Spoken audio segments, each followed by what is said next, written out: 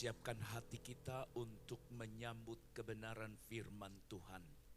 Bapa di sorga, kami sudah memuji dan menyembah Engkau. Telah mempersembahkan buah bibir yang memuliakan nama-Mu Tuhan. Dan saat ini kami mau duduk diam di kaki-Mu, mendengar Tuhan berbicara. Oleh sebab itu katakanlah, sampaikanlah kepada kami apa yang Engkau ingin kami lakukan di dalam kehidupan kami. Urapi hamba-Mu yang menaburkan benih firman Allah, dan seluruh umat-Mu yang mendengar menjadi tanah yang subur bagi benih itu, sehingga benih itu dapat bertumbuh, berbunga, berbuah lebat di dalam hidup kami. Kami sambut firman Allah dalam nama Tuhan Yesus Kristus. Haleluya. Amin. Amin. Silakan duduk Bapak Ibu yang terkasih dalam Kristus. Salam sejahtera bagi kita, saudara-saudaraku yang dikasihi oleh Tuhan. Tentu saja kita bersyukur kalau kita boleh berada di minggu terakhir, ya, minggu keempat dari bulan yang ke-8. Kalau Tuhan berkehendak, maka minggu depan kita memasuki bulan yang ke-9 di hari Minggu. Bapak Ibu yang terkasih di dalam Kristus, firman Tuhan hari ini berjudul Jangan Memandang Rendah kepada Tuhan. Jangan memandang rendah kepada Tuhan.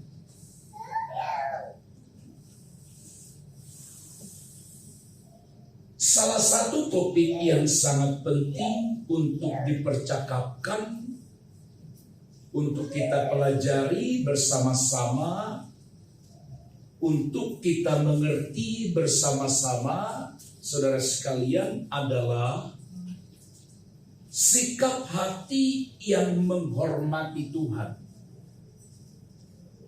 Sikap hati yang mengagumi Tuhan.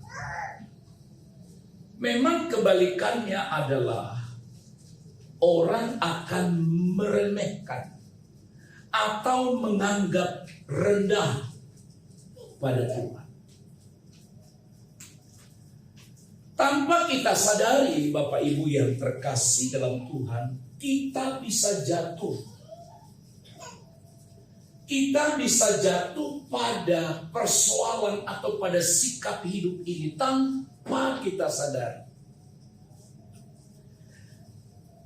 Jatuh ke dalam perangkap di mana seseorang itu menganggap rendah, meremehkan Tuhan atau kehadiran Tuhan dalam hidupnya.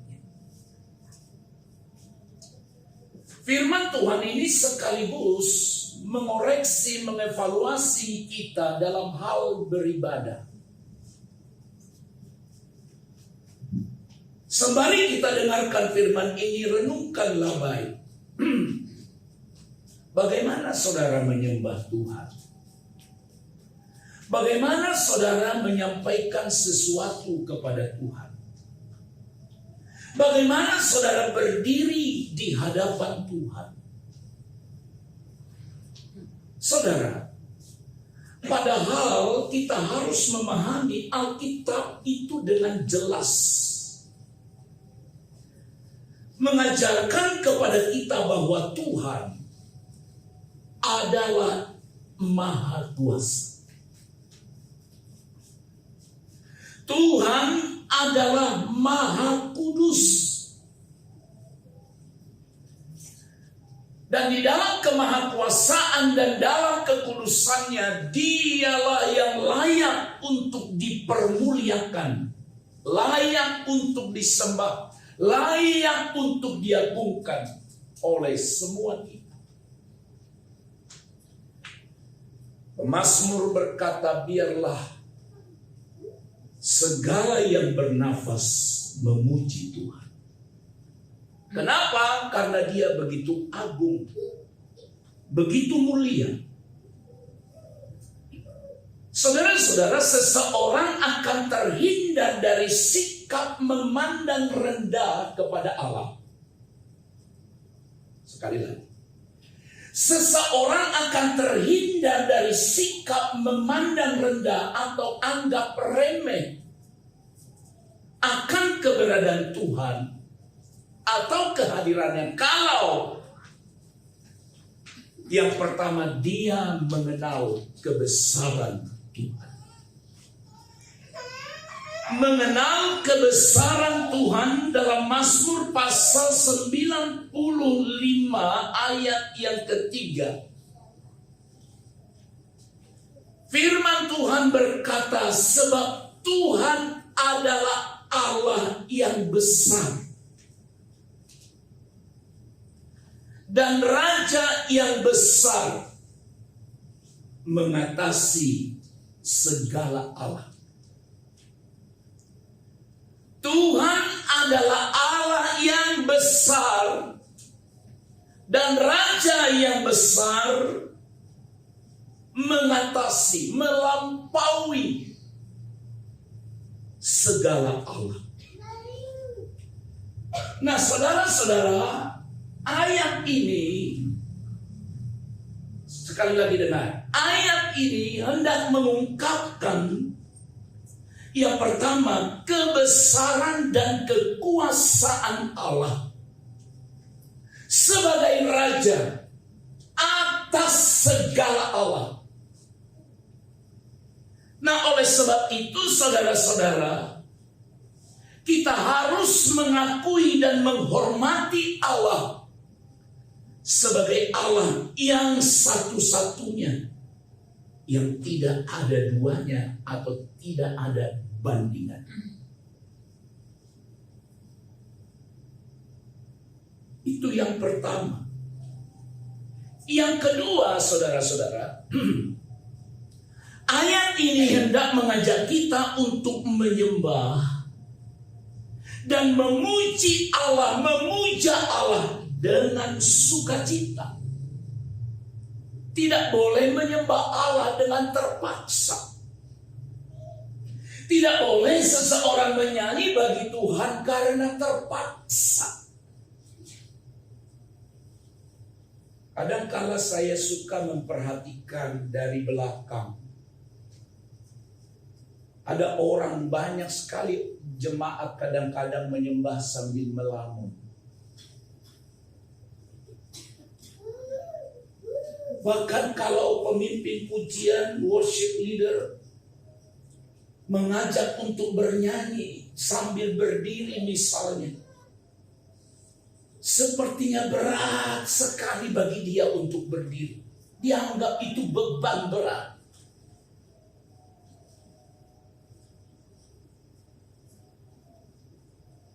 Apalagi diajak, mari angkat tanganmu.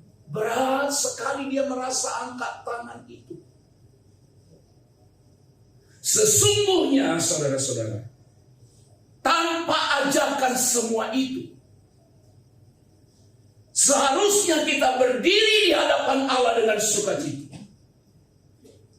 menyanyi kepada Dia dengan sukacita, mengangkat tangan kepada Dia dengan sukacita, terlepas dari semua ajakan atau komentar-komentar yang diberikan oleh pemimpin pujian. Tapi itu hanya bisa kalau seseorang itu sadar betapa besarnya Allah itu. Sekali lagi, kalau dia sadar bahwa dia adalah Tuhan, Tuhan yang adalah Allah yang besar dan Raja yang besar.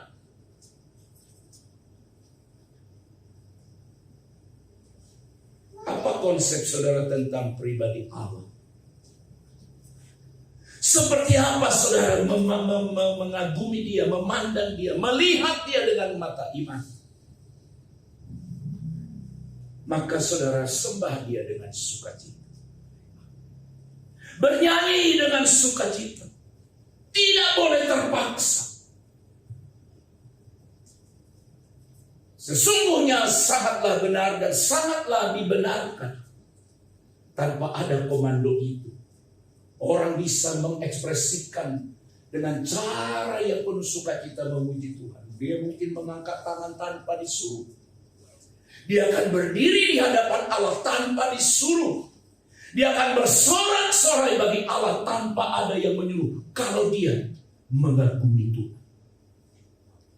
Yang ketiga, ayat ini juga mengingatkan kita untuk tidak mengeraskan hati. Mengeraskan hati sebagaimana bangsa Israel di padang gurun. Mereka tidak mau dengar-dengaran akan Allah. Nah, untuk itu saudara-saudara, setiap kita harus selalu membuka hati untuk mendengarkan Tuhan berbicara, suara Allah yang disampaikan melalui firman-Nya. Tapi juga percaya Roh Kudus bisa berbicara kepada setiap kita.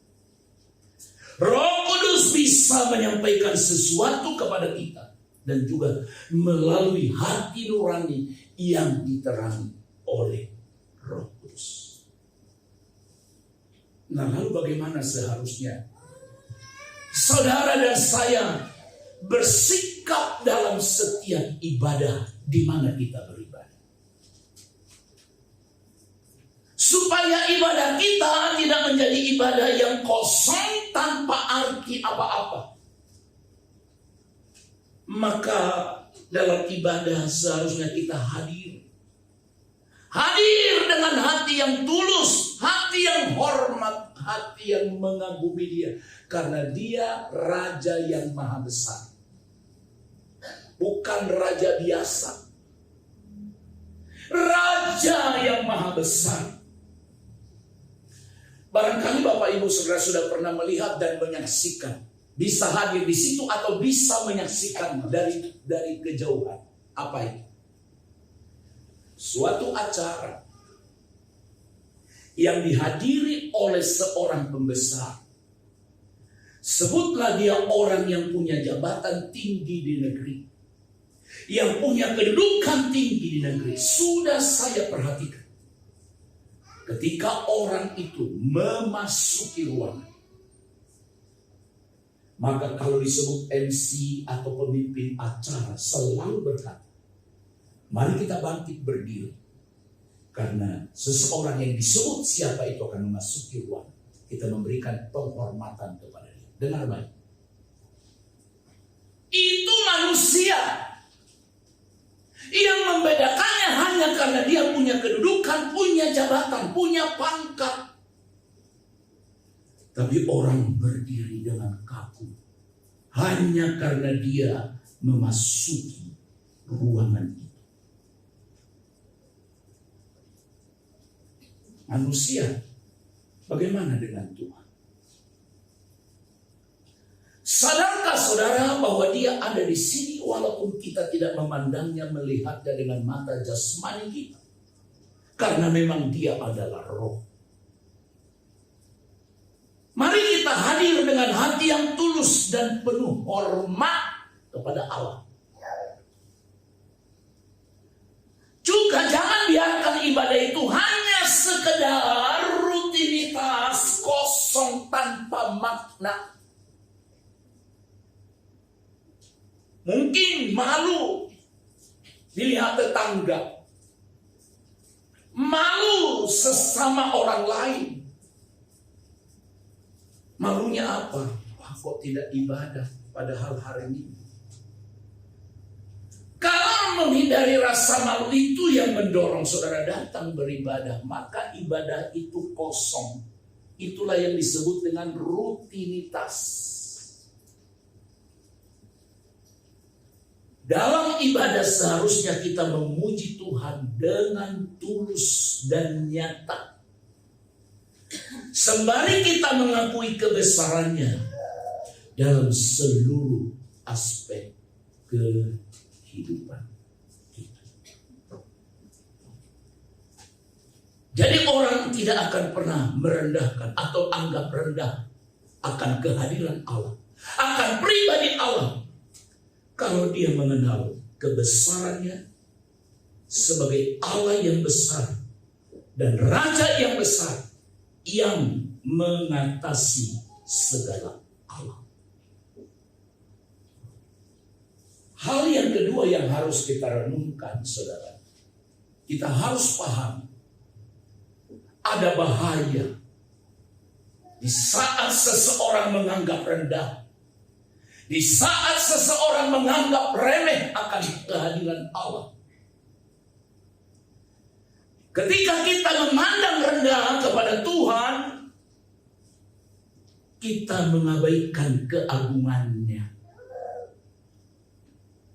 Kita abaikan, dan kecenderungannya adalah kita mau mengandalkan diri kita sendiri.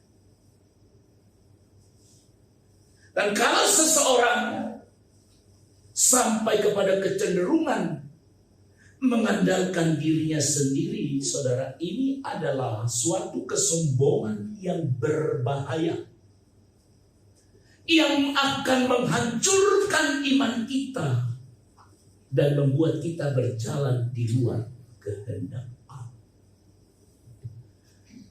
Dalam kitab Keluaran pasal 20 ayat 3, firman Allah di sana dengan jelas berkata, jangan ada padamu Allah lain di hadapan. Jangan ada padamu Allah lain di hadapan. Ayat ini juga sebenarnya memiliki pengertian. Jangan kau samakan penghormatanmu terhadap Allah dengan penghormatan kepada seseorang atau kepada sesuatu. Jangan samakan. Oh, apalagi di bawah lagi, lebih berbahaya. Mungkin kita berkata, saya tidak ada Allah lain. Tapi tanpa kita sadari, sesungguhnya kita punya Allah lain. Yang disebut Allah lain itu adalah seseorang atau sesuatu yang kita perlakukan, di mana perlakuan itu sesungguhnya hanya layak untuk Tuhan. Tapi kita memperlakukan seseorang itu, memperlakukan sesuatu itu dengan cara seperti itu, maka kita sudah punya Allah lain. Lebih mencintai dia, lebih mengagumi dia, lebih menghormati sesuatu, itu Allah lain. Allah lain. Sekali lagi, Allah lain. Saya sebagai hamba Tuhan harus menyuarakan suara kebenaran yang dengan keras. Jangan sampai saudara dan saya hadir dalam sebuah ibadah, hatimu tidak ada pada Tuhan, hanya badan kita. Sikap hati tidak tertuju pada Allah. Ibadah itu hanya formalitas, dan kita sesungguhnya sudah punya Allah kecil, Allah lain. Saudara-saudara, ketika kita punya Allah lain, itu adalah satu sikap meremehkan Tuhan. Meremehkan Tuhan itu adalah bentuk penyembahan palsu dan mengkhianati hubungan kita dengan. Ada bahaya. Harus paksa diri. Kalau menyanyi di ibadah, saya harus paksa diri. Kadang-kadang dialihkan pikiran saya kepada yang lain. Kadang-kadang dialihkan ke tempat lain. Tapi saya harus paksa kembali. Kadang-kadang hampir lari, hampir terbang kemana-mana. Kembali. Sebab Allah pernah menegur bangsa Israel dengan keras. Kamu memuliakan aku dengan gigilmu, dengan mulut, lidahmu, tapi hatimu jauh daripadamu, kata Tuhan. Ibadahmu tidak ada arti apa-apa di hadapan aku. Oleh sebab itu, saudara-saudara, ketika kita sadar ada bahaya yang akan terjadi ketika seseorang menganggap rendah atau meremehkan Tuhan. Maka kebenaran ini menuntut kita supaya kita berjalan dalam ketaatan. Melalui ketaatan kita kepada firman-Nya dan menghormati kehendaknya. Jangan meremehkan atau memilih bagian mana yang saudara mau ikuti. Bukan masalah selera, Pak. Bukan masalah selera. Kalau saudara pengen, kalau saudara suka lagu itu, saudara nyanyi. Kalau enggak, diam. Kalau saudara merasa tidak mau berdiri, ya duduk. Seharusnya saudara tidak berdiri. Dengar. Tidak berdiri di hadapan Tuhan, di waktu beribadah. Tidak berdiri. Hanya karena ketidakmampuan yang membuat saudara bisa diberatkan duduk. Apa maksudnya ketidakmampuan, Pak? Mungkin engkau sudah capek atau sakit sehingga engkau tidak sanggup berdiri. Hanya itu yang membenarkan kita tidak berdiri di hadapan. Tapi kalau karena kemalasan, kalau karena keengganan, mari kita berubah. Kita bertobat bersama-sama di hadapan Allah. Tidak masalah keinginan, masalah selera kita saja. Lagi suka lagi itu nyanyi, nggak suka lagi itu diam. Lagi ingin berdiri, berdiri. Lagi tidak mood berdiri, ya duduk saja. Bahkan betapa menyedihkan di dalam ibadah, di dalam gereja ada banyak orang tidak beribadah. Hindari. Dalam kasih Tuhan saya sampaikan, hindari. Hindari hal-hal yang mengalihkan perhatianmu dari Allah di dalam ibadah. Oleh sebab itu, saudara harus tahu, saya harus tahu, kita harus tahu. Hal-hal apa yang akan mengalihkan perhatian saya kepada Allah? Hal-hal apa? Maka aku akan coba abaikan. Bapak Ibu, saya ke gereja itu hampir tidak pernah membawa handphone. Di gereja ini. Nggak pernah. Karena bagi saya nggak ada perlunya. Tapi nanti kalau saya bawa itu pasti ada saja. Pasti ada saja. Karena saya tahu tidak akan ada orang menelpon saya. Dan kalau dia menelpon saya, nanti saya akan tanya. Tadi kamu menelpon saya jam berapa? Jam 6. Sampai jam 8 kok ditelepon. Saya tinggal bilang, jam itu saya lagi ada ibadah. Sebab kalau saya bawa itu, kelemahan saya akan dibangkitkan. Saya akan buka. Saya akan lihat. Dan saya akan, perhatian saya akan kesana. Saya tahu itu, saya tahu itu, saya tahu itu. Makanya saya tidak bawa. Makanya kenapa saya bilang, saudara jangan buat silent ya. Jangan buat getar ya. Handphonemu di gereja. Jangan buat silent. Jangan buat getar. Kalaupun ada kadang-kadang di gereja-gereja tertentu dibuat perintah. Tolong handphone di silent atau handphone dibuat bergetar. Kalau saya ditanya tidak setuju. Lebih baik di-off-kan, dimatikan. Sebab kalau di silent, maka saudara melihat mungkin suara tidak terdengar. Kok di hidup handphone saya cahaya? Ingin tahu. Kalau dibuat bergetar, saudara-saudara yang mengantonginya nanti akan menggetarkan tubuh saudara. Di saat engkau sedang menyembah Allah, lalu bergetar di kantongmu, bergetar di dompetmu, lalu keinginan untuk melihat itu akan besar. Lalu orang tadinya menyembah Allah, menyembah, tapi tiba-tiba oleh karena gangguan penyembahannya diberhentikan, lalu menoleh ke sana, lalu balik lagi menyembah. Kita saja melihat itu sesuatu yang tidak benar, apalagi di hadapan Allah. Kita mau menghormati Allah. Ibadah kita tidak boleh hanya sebagai rutinitas. Bukan masalah selera, bukan masalah keinginan, tapi bagaimana kita melakukan segala sesuatu berkenan di hadapan Allah. Ketiga terakhir. Mari kita lihat keteladanan dalam Alkitab. Maksudnya contoh yang diberikan Alkitab.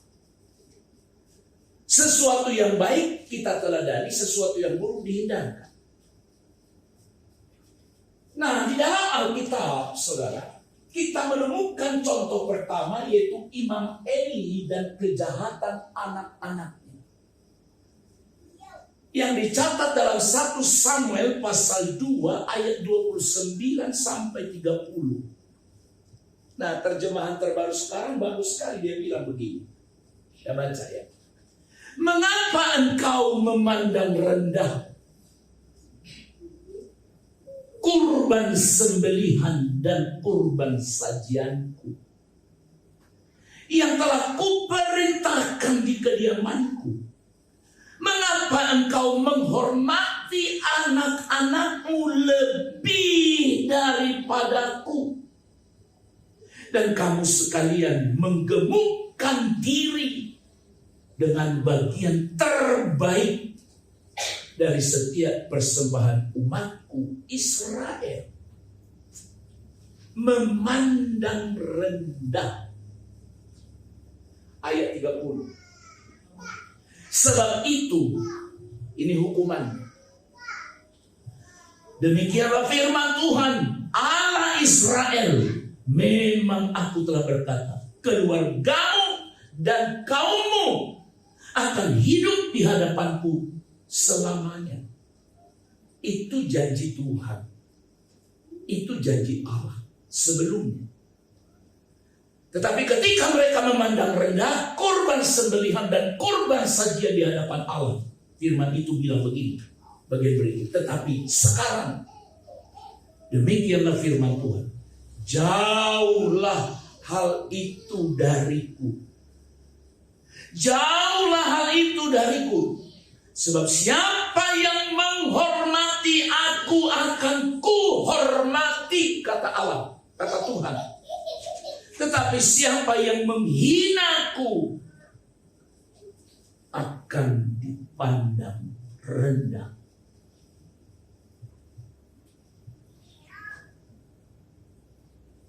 Imam Eli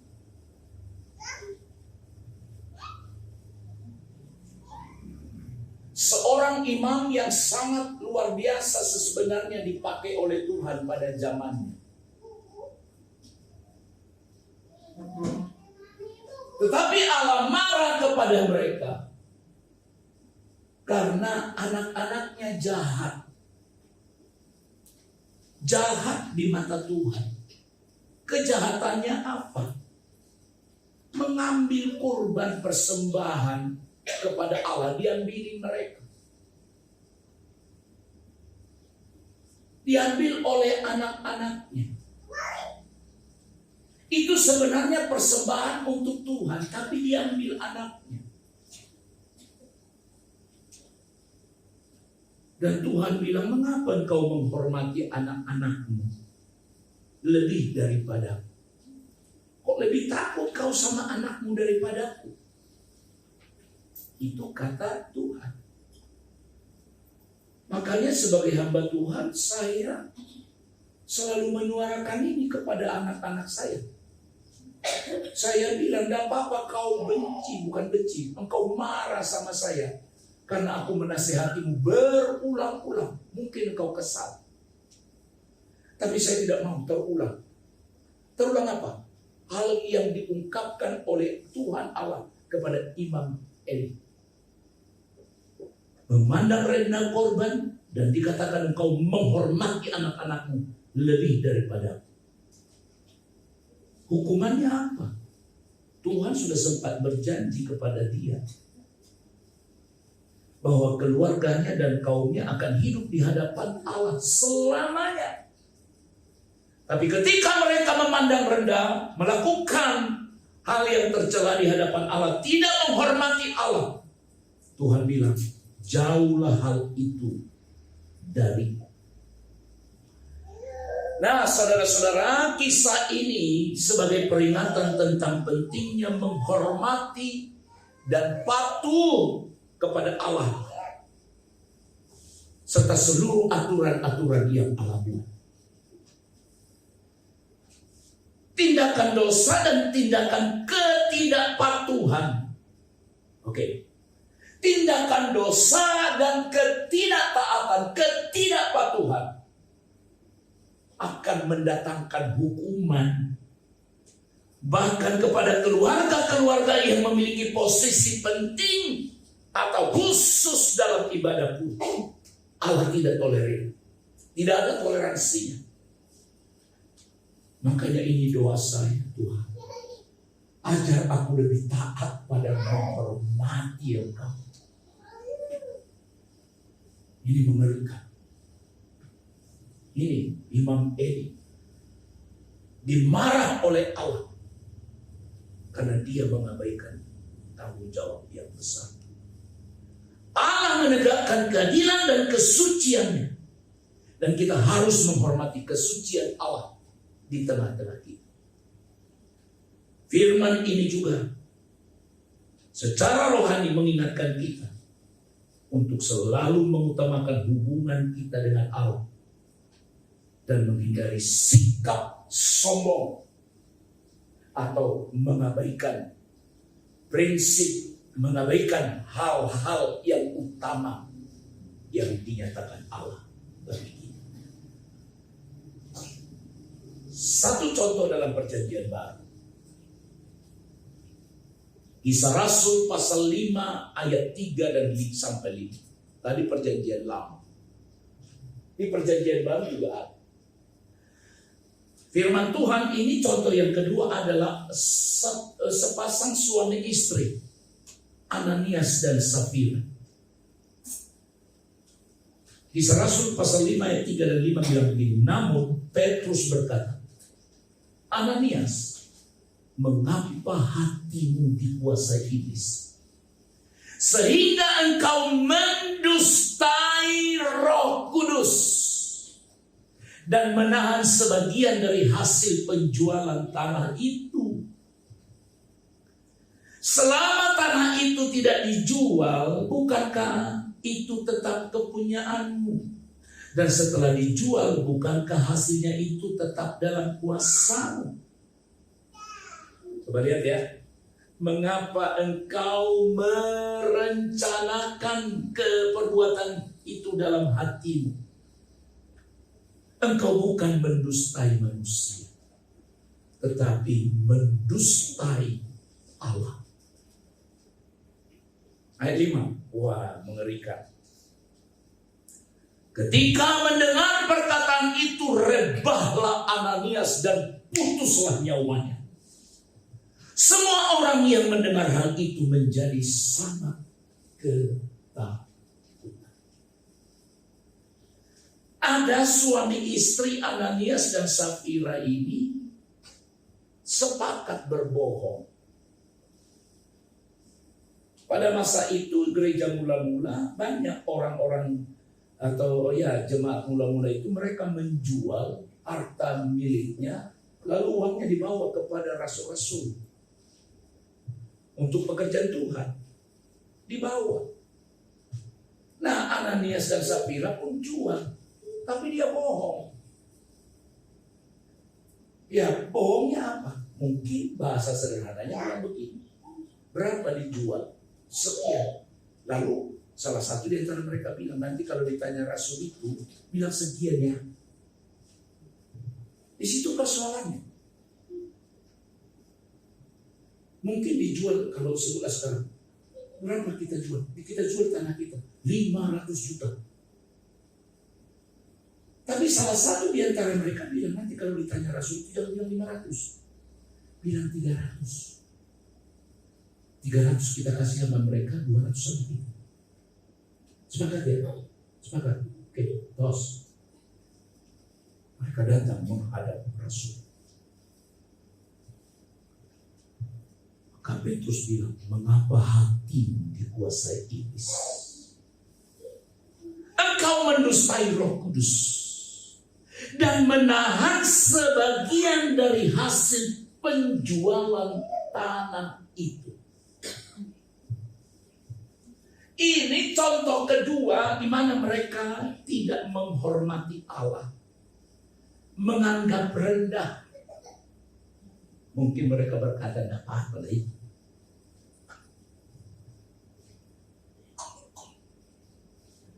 Ya, kisah ini mengajarkan kepada kita betapa pentingnya kita jujur di hadapan Allah, tulus dan berintegritas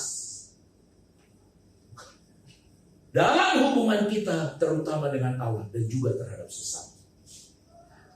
Ananias dan Safira berusaha untuk menipu dengan maksud untuk mendapatkan pujian dari orang lain tanpa mempertimbangkan integritas mereka kepada Allah. Mungkin kan di hadapan manusia mereka dapat sanjungan, wah hebat sekali suami istri itu ya. Jual tanah dan semua uangnya dikasih untuk pekerjaan Tuhan. Luar biasa. Itu harapannya. Makanya dia tidak peduli. Tidak kepeduliannya apa? Mereka tidak jujur. Seharusnya mereka tidak perlu memotong itu. Makanya Petrus bilang, sebelum engkau jual itu milikmu. Setelah kau jual juga itu punyamu. Saudaraku sekalian, pasangan suami istri ini menerima hukuman yang tegas sebagai akibat dari perbuatan mereka. Apa yang hendak disampaikan melalui kisah ini bagi kita? Mengingatkan kita untuk selalu berbicara jujur. Tidak hanya di hadapan manusia, tetapi juga di hadapan Allah. Sepakat merencanakan penipuan atau pembohongan mengenai pekerjaan Allah, maka mereka dihukum. Memang Tuhan pada masa itu kalau kita lihat, wah tegas sekali ya. Sekarang bagaimana? Sekarang kasih karunia Allah itu begitu besar. Kasih karunia Allah yang dimaksudkan bukan berarti Allah setuju, tidak. Tapi tidak langsung dimatikannya kita dengan cara itu. Itu yang saya bilang kasih karunia Allah besar. Tidak langsung dibunuhnya suami istri, tidak langsung dimatikannya kita ketika kita berdosa di hadapan Allah. Tapi dengan semua dosa selalu ada konsekuensi. Allah itu penuh dengan kemurahan. Diberinya kita waktu, kesempatan untuk berubah dan bertobat. Itulah di zaman sekarang. Nah, oleh sebab itu, saudaraku yang terkasih, jangan permainkan Tuhan dalam hidupmu. Kalau engkau beribadah, beribadahlah dengan betul. Kalau hanya sekedar untuk menunjukkan supaya saudara beribadah, hatimu tidak di situ. Lebih baik di rumah tidur. Itu lebih bermanfaat dan itu tidak menjadi semacam kutuk atau laknat bagi kita. Karena memang posisi kita tidak sedang beribadah. Daripada kita sedang beribadah, tapi kita tidak menghormati Allah. Yang kedua, marilah kita memandang Tuhan dengan hormat, mengakui kebesarannya, serta hidup dalam ketaatan kepadanya. Maka dengan cara ini, Tuhan berjanji akan memberkati, memberikan kita kedamaian. Kita akan bertumbuh secara rohani di dalam kehidupan kita. Hormati Tuhan.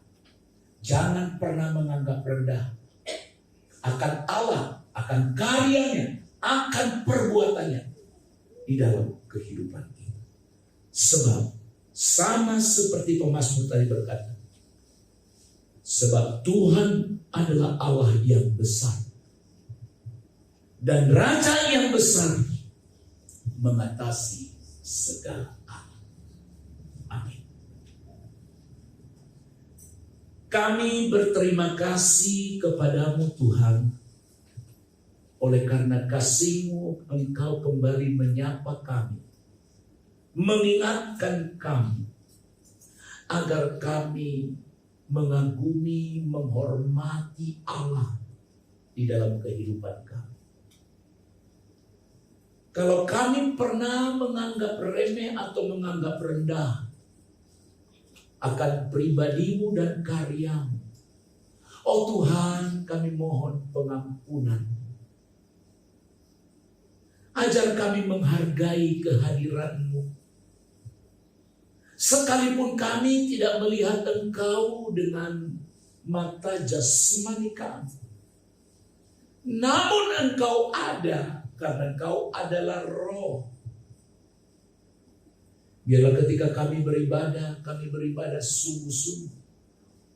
Ketika kami menyanyi dengan sungguh-sungguh, berdoa dengan sungguh-sungguh, mendengarkan Engkau dengan sungguh-sungguh, supaya ibadah kami bukan ibadah sekedar rutinitas, tetapi ibadah kami menjadi ibadah yang berkenan di hadapan Tuhan. Terpujilah Engkau ya Tuhan. Kami terima dan kami aminkan firman, dan kiranya Roh Kudus memampukan kami agar kami dapat menghidupi firman di dalam kehidupan kami. Di dalam nama Tuhan Yesus kami berdoa. Haleluya. Amin. Amin.